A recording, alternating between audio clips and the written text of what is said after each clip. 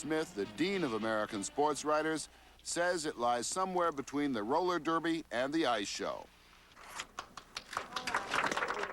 But the hype goes on, and it works because to a lot of people, Arnold just looks so good. You can have the best product in the world, but if you don't know how to sell it, and if you don't have anybody who can sell it for you or tell the public, it's a waste of time, the whole thing. It's not unlike the Farrah Fawcett Majors phenomenon. Mix a little talent for doing something and a lot of good looks, and plaster the concoction everywhere, and you have a phenomenon, a vital commodity. For without such phenomena, magazines like People would become tongue-tied. Am I married? No, I'm not married. Why?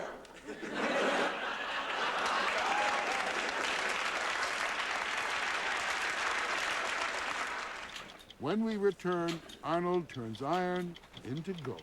Oh, yeah, I'm pumped up already.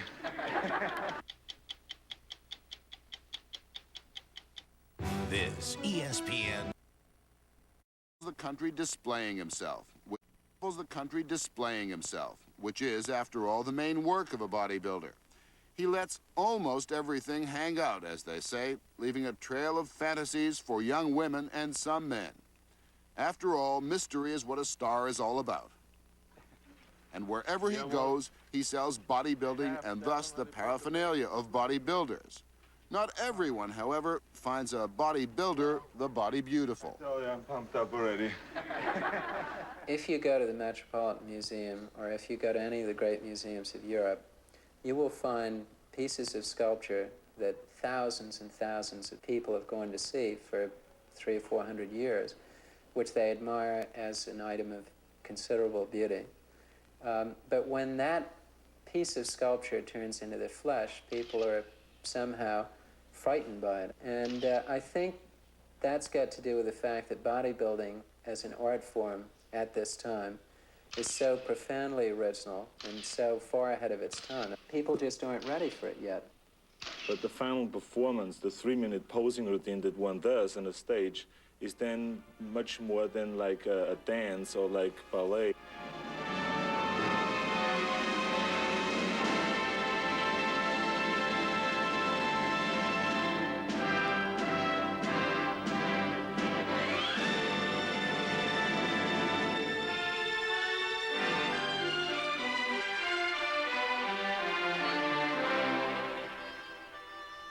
Tchaikovsky is important to bodybuilding, but not nearly so important as the mirror. It's the only way a man can tell how his pectorals are doing. But I don't know any bodybuilders who then, after they're through with the training, go home and look in the mirror and say, wow, handsome devil. You know, this doesn't exist. I mean, you're never looking at yourself. A bodybuilder looks at his body as a thing, you know, and he wants to develop this thing, and that's what he's looking at, but never at himself. Arnold's mirror tells him that he is not only the fairest of them all, but just about the only man in bodybuilding who has made any money out of it. For example, the last Mr. Olympia, considered among aficionados the world's champion of bodybuilding, received a measly $2,500 prize for a lifetime of grunting, jerking, and posing. And it gives me much pleasure to present to you from Gold's Gym, the Hall of Champions, the 1977 Mr. California, Dave Downs! Bodybuilding, for the most part, is an entertainment or pastime designed almost entirely for the financial well-being of its promoters. The real money goes to men like Ben Weider, who runs something called the International Federation of Bodybuilders, which organizes most of the contests all around the world. Because our motto is, bodybuilding is good for nation building.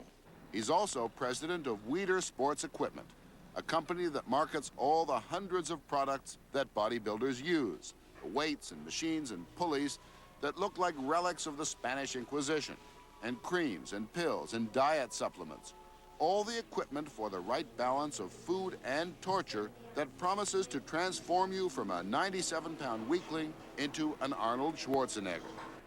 But there's another substance that helps.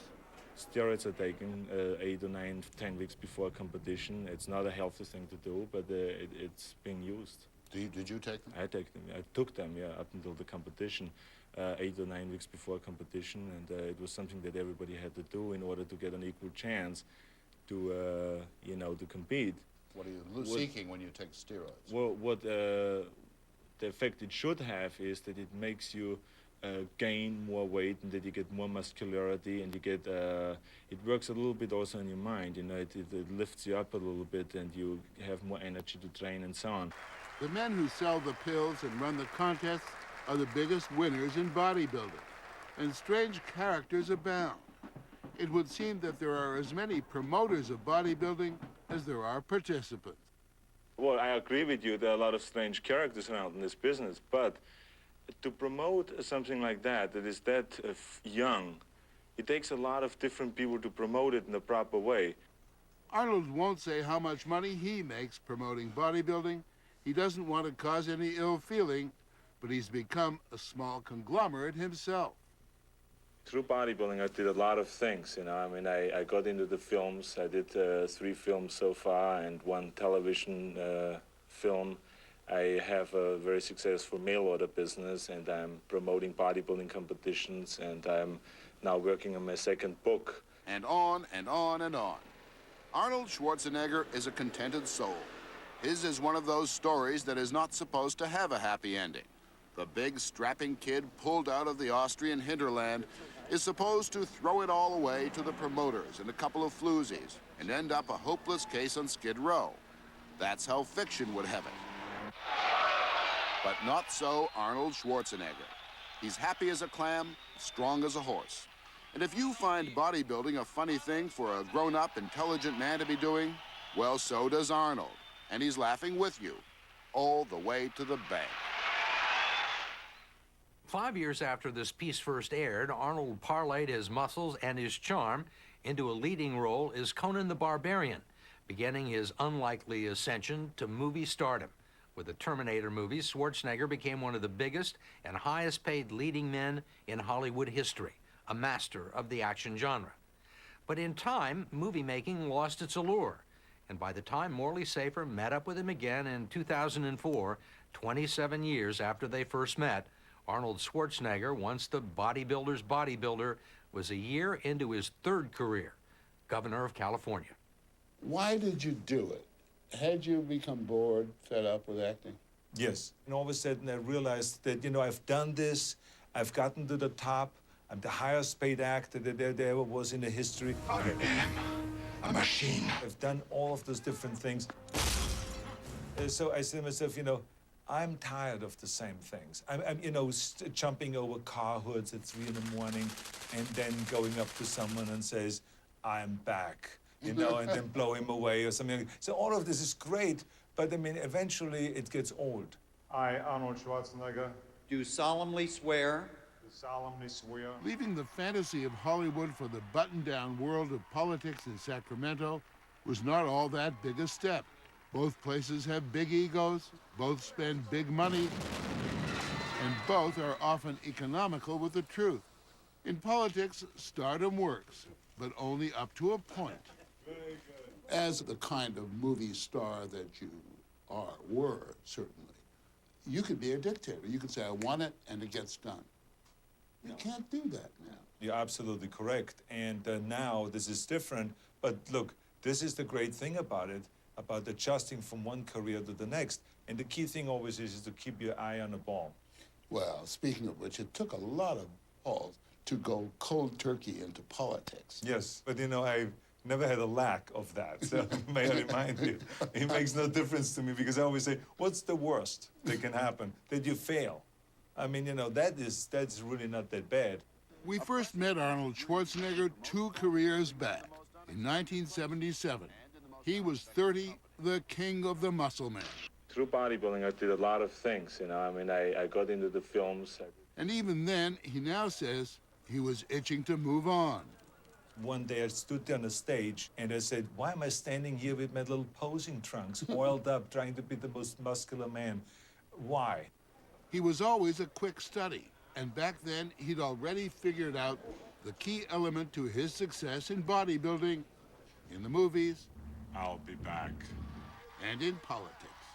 I feel that you can have the best product in the world, but if you don't know how to sell it, and if you don't have anybody who can sell it for you or tell the public, it's a waste of time, the whole thing. I guess you kind of proved your point, yes? Oh, absolutely. And I still say that. Selling and communicating to the people is the most important thing. But you have to have an instinct for that. You can't learn that, right? You can't learn it. You have it or you don't have it. He's clearly got it, to the consternation of critics who doubted he could survive in the cutthroat world of politics. In terminating his highly unpopular predecessor, Democrat Gray Davis, Schwarzenegger's timing once again was perfect. You could not have asked for a better opponent than Gray Davis, who was right on the ropes. He was a jewel. He was good. When we return, Arnold takes on the California legislature and wins.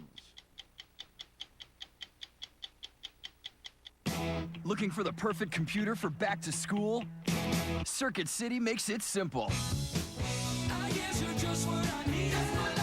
Right now at Circuit City, bring in any PC and get a free checkup, a $40 value, and save up to $320 on select desktop. I purchased. In 2004, a year after taking office, Governor Arnold Schwarzenegger's approval rating among Californians was running about 65%, a number any politician would envy. What would you give yourself as in a report card now, after a year? An 8. An From 8? 8 to 10. If 10 being the highest, I would give myself an 8. I think that I fell short on some of the things, probably with communications with the legislators. He hit a rough patch with lawmakers during the summer, delivering a remark that was pure Arnold. And I hope that those that want to sell out to the special interests, those girly men up there in Sacramento. Girly men. During a deadlock in budget talks, he aimed the line at Democrats in the legislature. And it drove them nuts. But the interesting thing about it is the following week, they sat down on the table and they signed the budget exactly the way it was a week before.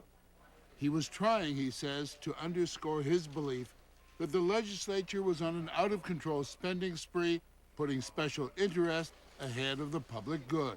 I say, if you have the balls, you will go out there and say this to the people. If not, then you're a girly man. That's really what it is about. I think that you should have the guts to say that. You have taken some heat over the issue of balancing the budget. In the course of trying to pay the bills, you got deeper into debt. Did we solve the problem in 1 year? No. Morally, they've ruined the state. For 5 years, they kept spending. We are talking here about addicts. The people sent me to Sacramento to be the outside intervention. The honeymoon with voters and the state legislature came to a crashing halt in early 2005. Democrats and public employee unions went on the attack over the governor's proposed belt tightening. They dogged his steps with protests and flooded the state with critical TV spots. Governor Schwarzenegger, you ought to take your promises on education as seriously as we do. Schwarzenegger's approval rating sank 20 points in 3 months, forcing him on the defensive. Do you know that for every dollar the state takes in, the legislators spend $1.10? He commutes from Los Angeles to Sacramento every week. Showing us around the governor's domain in the Capitol building, he takes a kind of boyish pride in his wall of fame. Great moments in the Schwarzenegger administration. It's a great shot. Look at this with the American flag. And you totally missed it. You just walked by. Poster boy. Okay, I forgive you Poster for that. boy. I forgive you. Hello, everybody. Even in the driest of settings, a meeting of his economic advisors, there's a Hollywood touch. Greeting the diminutive Nobel Prize winner Milton Friedman reminds the governor of his one-time co-star, Danny DeVito.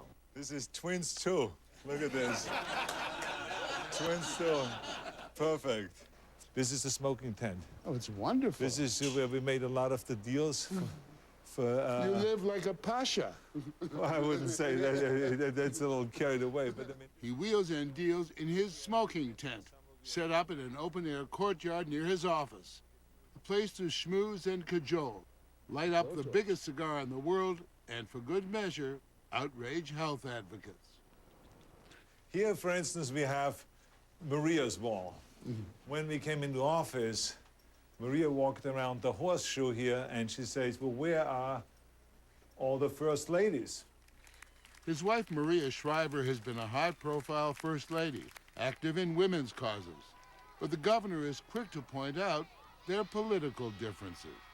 I show you Maria's office quickly, which is back here. Now, she, of course, has to be further away from my office because she's a Democrat. Not just any Democrat, but a Kennedy, which made it all the more unusual in the summer of 2004 when she went where no Kennedy had ventured before, the Republican convention, where she watched her husband wow delegates with a tried and true Schwarzeneggerism. And to those critics who are so pessimistic about our economy, I say, don't be economic girly man. As for his endorsement of President Bush, send him back to Washington for 4 more years. He later joked that it got him a cold shoulder, literally, a cold shoulder at home. Well, there was no sex for 14 days. Normally, even a first-term California governor with Schwarzenegger's star power would be talked about as a potential future presidential candidate. But being foreign-born, he can't run. There are attempts to change that. You are ineligible, obviously, to run for president. Would you like to be able to? Would you like to see an amendment to the Constitution? Yes, absolutely. I think, because why not? I mean, anyone that is like, with my way of thinking, you always shoot for the top. But it's not something that I'm preoccupied with. I'm not thinking one single minute about that because there's so many things that I have to do in California, and my promise was to straighten out the mess in California. We concluded our visit with the Governator by showing him the last few seconds of our first encounter 27 years ago, back when he was a 30-year-old on a very fast track. Arnold Schwarzenegger is a contented soul. He's happy as a clam, strong as a horse. And if you find bodybuilding a funny thing for a grown-up, intelligent man to be doing, well, so does Arnold. And he's laughing with you all the way to the bank.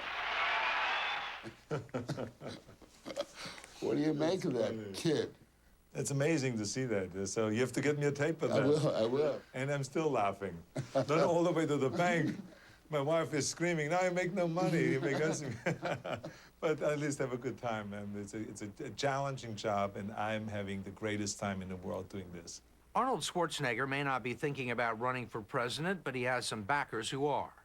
They're trying to convince Congress and the states to pass an amendment to the Constitution that would give foreign-born citizens the right to run.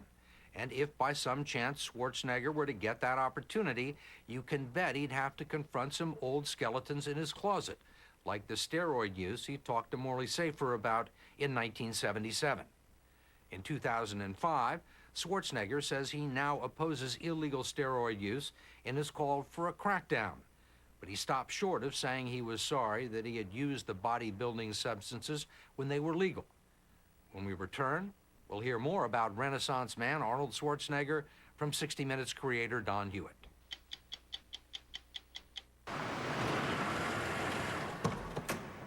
Tuesday, only on ESPN Classic.